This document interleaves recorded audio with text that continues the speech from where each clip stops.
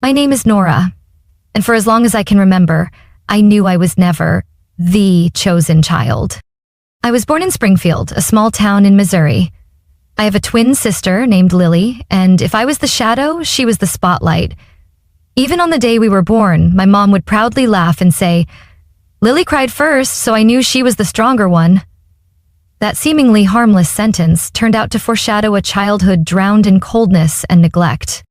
Lily had her own upstairs bedroom painted lavender, with lace-trimmed curtains, a white wooden bed frame, and a closet always full of new dresses. Me? I slept in the basement.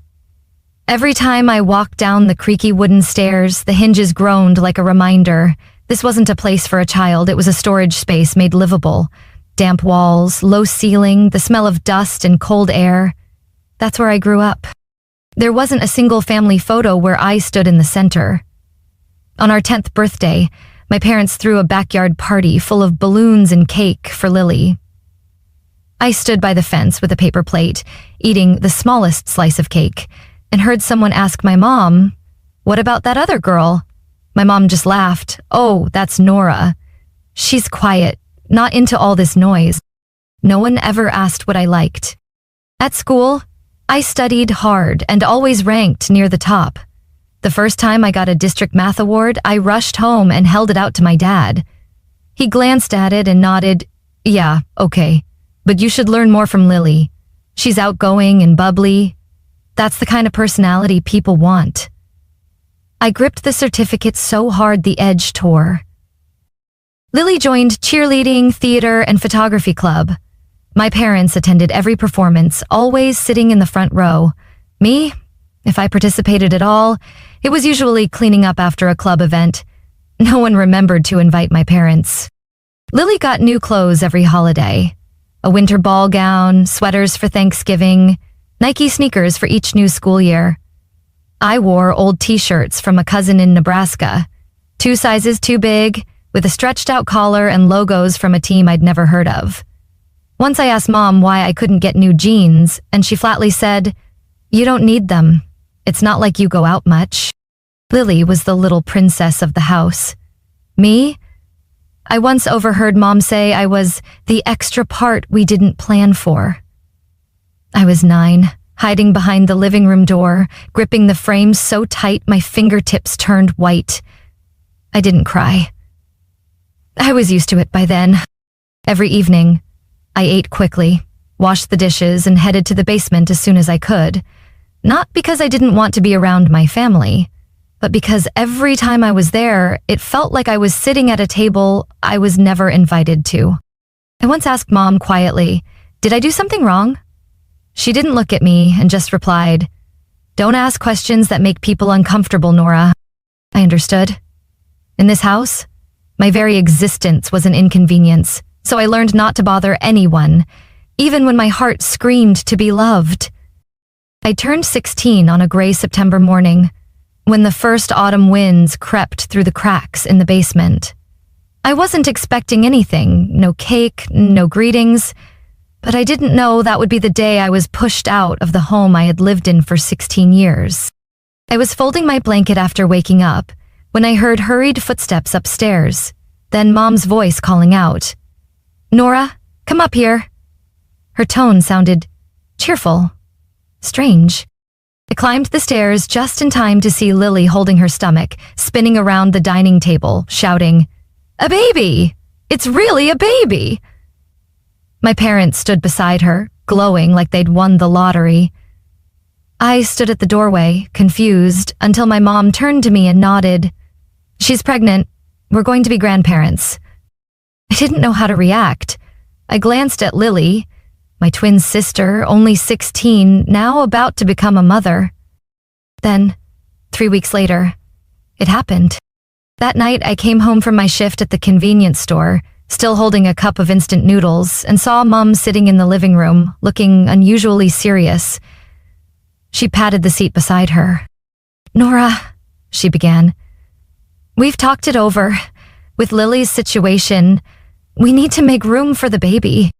I nodded slightly, unsure where this was going. She continued, Your basement room isn't suitable. We'll move Lily and the baby down there. It's quiet and draft-free. You'll need to give up the upstairs bedroom. I froze. But I'm already in the basement. I mean, she said, as if it were completely normal. You'll have to move out. We need the whole house for Lily's new family. Novel. I let out a dry laugh, thinking she was joking, but her face was stone serious. You're 16 now. It's time to learn independence. Lots of teens your age work and rent their own places. I believe you can do it. I have nowhere to go, I whispered. There's a tent in the shed. My dad chimed in from the kitchen. We still have that camping tent from last year's trip. I didn't say anything else. I knew their minds were made up. That night, I dragged my one suitcase out to the backyard and set up a tent on the dry grass. The ground was hard and cold. Dew seeped through the fabric. I curled up in my sleeping bag, holding it tight as if it could shield me from the biting autumn wind. From inside the tent, I could still hear Lily laughing through the open upstairs window. My parents fussed over her, took her to the doctor, decorated the nursery with pale yellow wallpaper and a shiny new crib. I ate instant noodles and studied by flashlight. I kept going to school, but I stopped bringing lunch. During break, I went to the library and used the microwave to heat up canned soup from the discount store. At night, I worked at a bakery 3 blocks from home. Washed trays, mopped floors, packed pastries, anything for a few spare dollars and leftover bread. No one asked how I was doing out there. No one asked if I was cold. Or hungry. Just once, the bakery owner, Mr. Dwight, handed me a thick, worn-out coat he no longer used. Kid, snow's coming, he said without asking questions. But I saw his eyes were red. I knew what I had to do. I started saving. Every tip, every $5 bill. I tucked into a shoebox hidden beneath my sleeping bag. I didn't know where I'd go or when I'd have enough. But I knew one thing for sure. I wasn't staying in that tent forever. I wasn't going to be forgotten. I still remember that morning like it was yesterday. The temperature was near freezing and my hands were too numb to press the microwave button in the library. I sat shivering by the window, watching the last leaves fall. A gust of wind slipped through the torn collar of my jacket and I nearly broke down. But I wouldn't let myself cry. Tears would freeze before anyone saw them. After school, I dragged my feet past a bakery on the corner of Maple and 4th. The smell of warm bread and melting butter drifted through the thick glass. My stomach growled violently. I stood there, hands deep in my pockets, just meaning to look for a minute. Can I help you? A man's voice called out. I jumped. A middle-aged man stood at the back door of the bakery, hands on hips, wearing a flour-dusted apron. He looked at me. Not with pity, not with annoyance, just plainly like he'd seen 100 kids standing in that very spot before. I'm looking for a part-time job, I said, softly but firmly. He nodded slowly. Name's Walter. I need someone to wash trays and pack leftover goods at the end of the day. Doesn't pay much, but I'll cover dinner. Can you handle that? I nodded so fast my knit hat nearly fell off. That night, I scrubbed flour-crusted pans, boxed up leftover pastries, swept the floors, wiped the windows, and stacked paper bags. Mr. Walter didn't say much, but before I left, he handed me a heavy paper bag, 2 croissants, a loaf of sandwich bread, and a bottle of apple juice. Eat it, now. Don't save it. Bread's best when it's warm. I sat on the back steps of the bakery, feeling my stomach truly full for the first time in weeks. I worked every evening without fail. At 5 o'clock sharp, I'd be there, never missing a shift. Mr. Walter slowly began to talk more. He told me the bakery, Sunrise Oven, was passed down from his father, that he once went bankrupt because he trusted the wrong friend, and that he never threw away edible bread because he had once lived in a truck for a long time. One evening, as I was packing loaves into paper bags, he asked, Nora, where are you staying? I hesitated, then quietly said, I live in a tent, in my parents' backyard. He quieted. He was silent for a few seconds. That's not okay. It's freezing out there. I didn't respond. He didn't ask again. 2 days later, after closing up, he handed me a small key. There's a room upstairs. It used to be storage, but now it's just got a few empty boxes. If you want, you can sleep there. It's not much, but it has heat and electricity. I froze for a few seconds. I didn't know what to say, so I just bowed my head. I'll keep it clean, I promise. The room really was small. Just enough space for an old mattress and a chipped wooden desk. But compared to the cold, hard ground and nightly wind, it was heaven. From that day on, my life found a new rhythm. School in the morning, bakery in the afternoon, homework and sleep in the tiny attic room above Sunrise Oven. I began tracking my income, budgeting my spending, dividing money into small envelopes. Food, savings, emergencies. Walter taught me that. Money is a tool, Nora. Not salvation, not the enemy. Use it right and you'll protect yourself. He didn't pat shoulders or give flowery praise, but every time I carefully wrapped bread, wiped down the tables, or neatly balanced the books, he'd give a small nod. That alone made me feel like I mattered. I saved every dollar, used coupons, picked up day-old goods from the discount store. On nights I still had energy, I shoveled snow for the nail salon nearby or helped stock shelves at the corner grocery. I was no longer the lost girl behind a house. I was rewriting my story, page by page. And I knew this was just the first chapter. Haute Kyoten. I bought my first house in the spring of my 21st year. It wasn't a grand home with a wide porch and white fence, or a rose garden like the ones I used to cut out from old magazines. But to me, it was a dream come true. A single-story brick house in the suburbs of Claymont, Delaware, with 2 bedrooms, a small living room, and a front yard just big enough for pots of yellow chrysanthemums.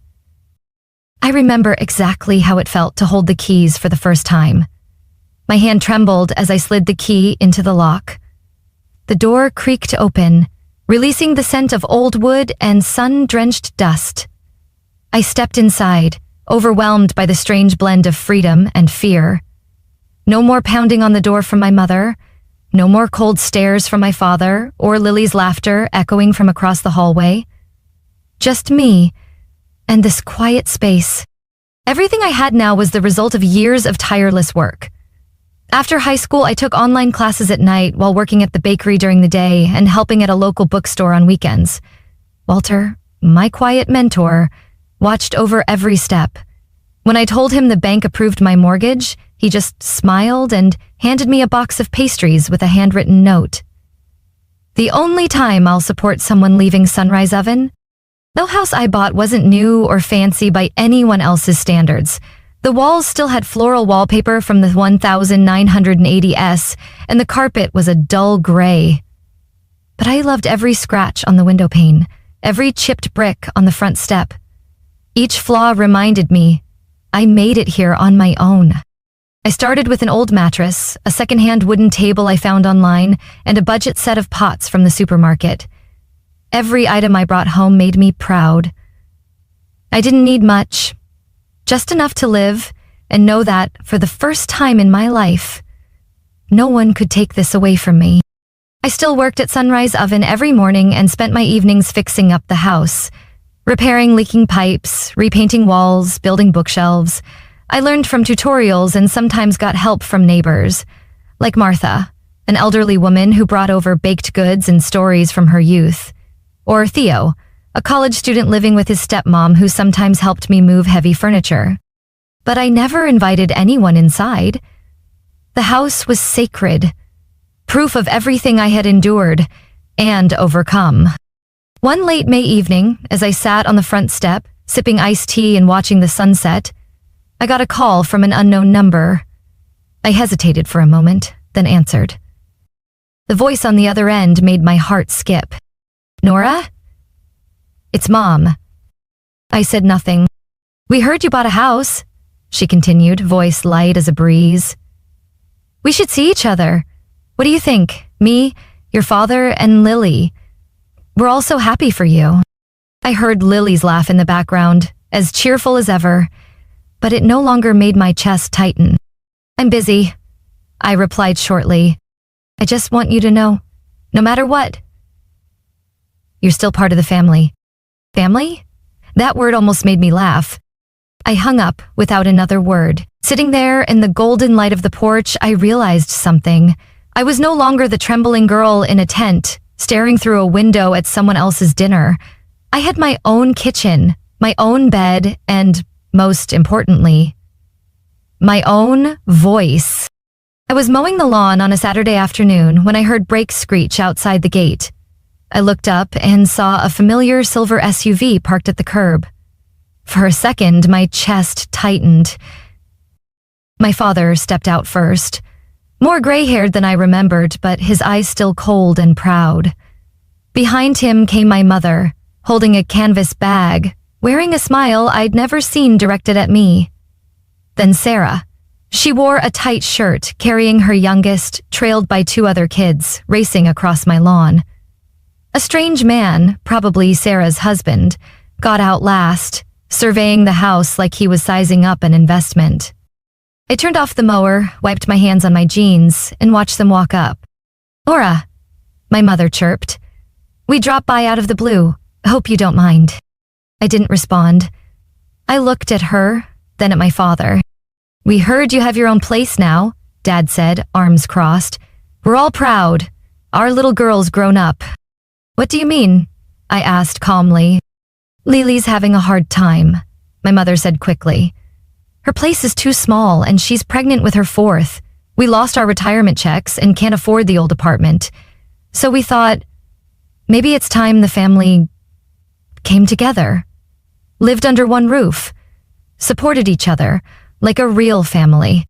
I laughed, not loud, not bitter, just a dry little laugh. "Together?" I repeated. "The last time we were together, you threw me out to make space for Lily. I slept in a tent, in the snow. You all had dinner and threw her a baby shower. That's support?" "Don't dwell on the past," my mom snapped softly, trying to stay composed. "Every family makes mistakes, but now you have a house and stability. We just want to live with you and start over." "No," I said clearly. "I don't owe any of you. And this house isn't a hotel." Sarah stepped up, frowning. "Nora, that's selfish. I'm your sister. My kids need a stable home. Don't you care at all?" I looked her in the eye. "When I was 16 and shivering in that tent, did you ever ask if I was cold, hungry, or were you too busy showing off your new crib in what used to be my room?" Her husband chimed in. "Hey, no need to be harsh. We won't stay long, just a few months." I turned to him, my voice icy. "Who are you?" "Ken, Sarah's husband," he said, offering his hand. "I'm sure we can work something out." I didn't shake his hand. "There's nothing to work out." Silence fell. My mom forced a smile, tugging at her shirt. "Nora, we're blood. How long do you think you can live alone in this house? You'll get lonely.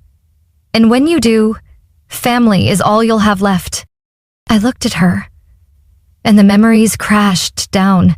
Being kicked out of bed, sent to the backyard, the sound of the door locking, Lily's laughter in the room I once called home. "I used to believe that," I said. "That family was everything. But here's what I've learned. Family isn't who gives birth to you. It's who doesn't leave you out in the cold." I opened the gate and pointed outside.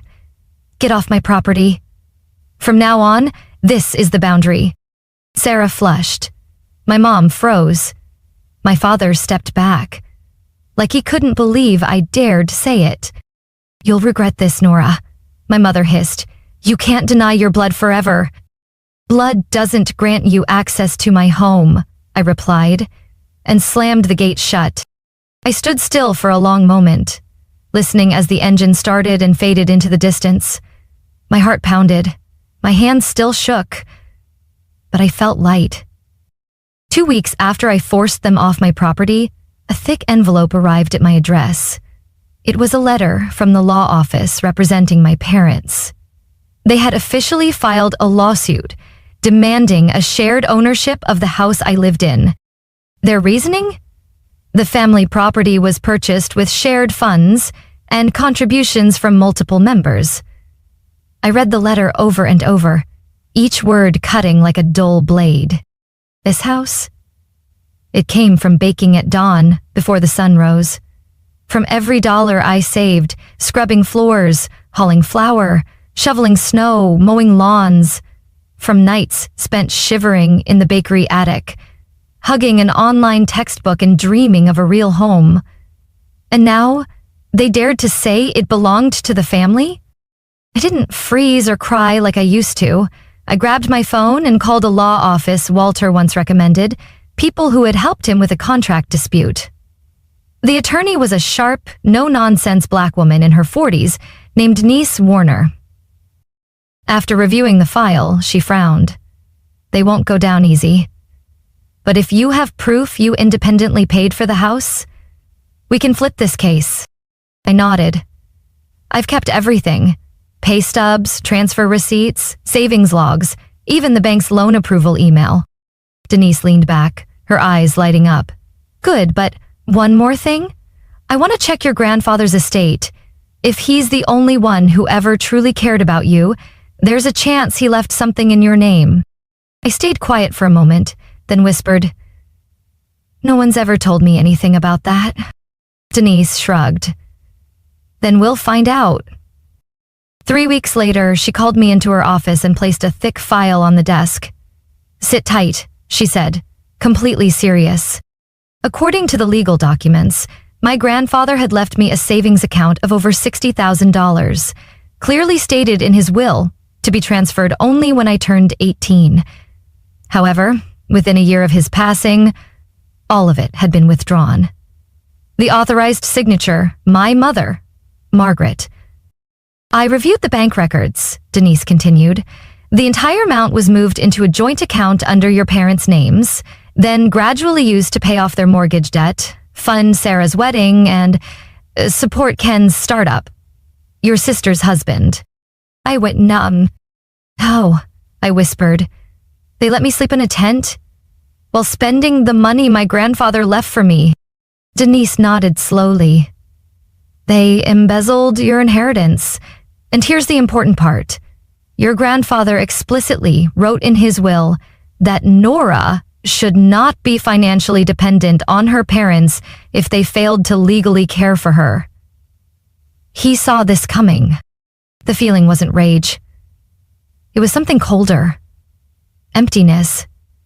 The kind that hits when you realize the people who once called themselves family could be that calculated. Can we sue them? I asked, my voice rough. Denise didn't answer right away. She slid a document across the desk. This is a civil suit for inheritance theft and will fraud. If you're ready to fight, I'll go all the way with you. I signed without hesitation. The case was filed with the county court a week later. I knew the papers had arrived because Lily, my cousin, and the only one who still spoke to me, sent a short message. Mom's panicking. Dad's calling every lawyer he knows. I didn't reply. What followed was a full-on legal storm. My family tried everything to smear me, that I was poor but greedy, ungrateful, making things up to grab more than I deserve. But for every lie they launched, Denise countered with a stack of proof. Bank statements, mortgage documents, handwritten notes from my grandfather, even a photo of me curled up in the backyard tent, taken by a former neighbor who once considered calling child services. The final hearing took place on a cloudy Monday morning in a modest courtroom in Newcastle County. I wore the white button-up shirt Walter had bought me when I landed my first job at the bakery, a quiet reminder that I wasn't walking into this alone. My parents sat on the other side of the room, tense, avoiding eye contact. Sarah wasn't there, but their lawyer, a silver-haired man with polished words that tried to justify the unjustifiable, was. I sat beside Denise, gripping my file. I wasn't afraid like I thought I'd be. I had survived winter in a tent, climbed from bakery floors to home ownership. No one here could shake me now. When the judge read the verdict, the room went still. Time seemed to freeze. After a full review of the evidence, including the original will, financial transaction records, and related testimonies, the court orders the defendants, Mr. and Mrs. Patrick and Margaret Callahan, to repay the full inheritance amount of $63,000 to the plaintiff, along with $18,000 in damages. My father lowered his head. My mother opened her mouth as if to protest, but no words came. And from this point forward, the judge added, the defendants have no legal claim to the plaintiff's current property. I didn't cry. I took a deep breath and let the cold courtroom air wash over every old wound. Outside, Denise gave my shoulder a gentle tap. You did it, Nora. I nodded, smiling faintly. Not because I won, but because, for the first time in my life, I felt free. In the days that followed, the calls poured in. Some from Mom, a few from Sarah, and most surprisingly, a short message from my father. Can we talk? I read it, then deleted it. No reply. I knew what talking with them meant. It was always a monologue where they were right, and I was the problem. I no longer felt the need to apologize for existing. I no longer needed approval from people who never saw me as a daughter, a sister, or even a person. I blocked all their numbers, changed my email, and for the first time, I wrote a letter to myself. In it, I wrote, "You're not the extra piece. You're the gift that was misplaced." I folded the letter and placed it in my grandfather's old wooden box, the one that held the only keepsakes I still owned. That letter wasn't meant to be read again. It was simply the final punctuation to a chapter that had gone on too long. As time passed, I returned to my routine, baking in the early mornings, studying in the evenings, and spending quiet afternoons on my porch with a cup of hot tea. Walter had retired, but still dropped by once a month with cookies and his warm smile. "This house smells like victory," he liked to joke. I also started hosting weekend baking classes for kids in the neighborhood, something I never thought I'd do. Every time I saw their tiny hands kneading dough and giggling, I remembered the days I wished someone had taught me how not to burn the tart crust. Now, I was that person. The one I had needed. One day, while cleaning up after class, a curly-haired little girl walked up and asked, "Miss Nora, does your family like your baking?" I paused for a second, then smiled. "Not really," I said. "But now, I have a different kind of family. One that knows how to love right. Family. I used to think it was something fixed, unchangeable. But I've come to learn, family isn't who shares your blood. It's who doesn't abandon you in the cold, who doesn't steal your chance to live and call it sacrifice. Family is who stays when everyone else walks away. And now, I am exactly where I'm meant to be. In the end, I truly lived. My story isn't just about surviving abandonment. It's proof that pain isn't the ending. I learned to rise from nothing, build my life with my own hands, and redefine what family means. Blood doesn't guarantee love, and sometimes, to live fully, you have to let go of the most toxic ties. I'm no longer the girl left behind. I'm the one writing a brand new chapter for herself. What do you think about Nora's decision? Would you have done the same in her place? Share your thoughts in the comments, and don't forget to follow the channel for more powerful real-life stories about family and resilience.